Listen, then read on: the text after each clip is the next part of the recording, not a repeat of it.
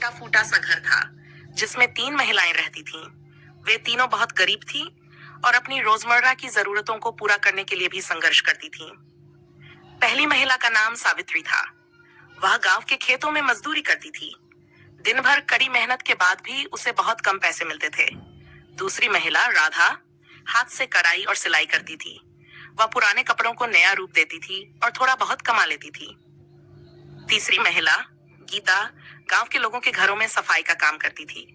तीनों अपने अपने हिस्से की मेहनत करती थीं, लेकिन फिर भी उनका गुजारा मुश्किल से होता था।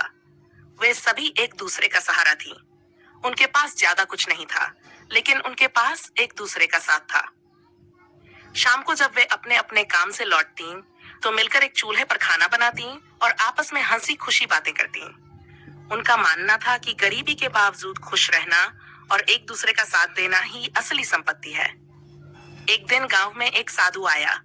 उसने तीनों महिलाओं को देखा और उनकी हालत समझ ली।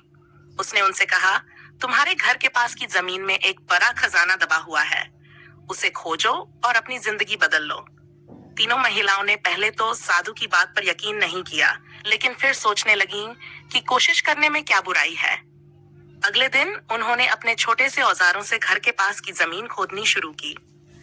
कई दिनों की मेहनत के बाद उन्हें एक मिट्टी का घड़ा मिला। जब उन्होंने घड़ा खोला तो उसमें सोने के सिक्के और जवाहरात